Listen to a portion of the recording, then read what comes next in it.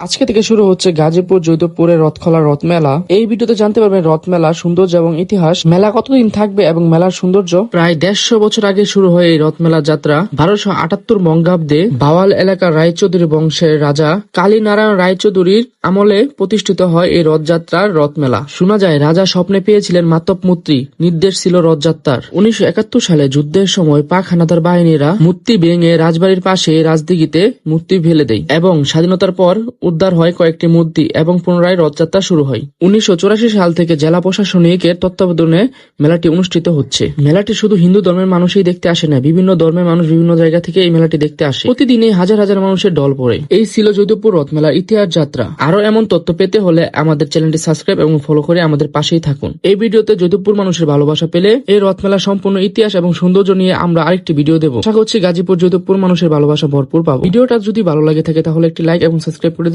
ভিডিওর তথ্যগুলো অনলাইন থেকে সংগ্রহ করা হয়েছে, তাই যদি কোনো ভুল ত্রুটি থাকে তাহলে ক্ষমার দৃষ্টিতে দেখবেন।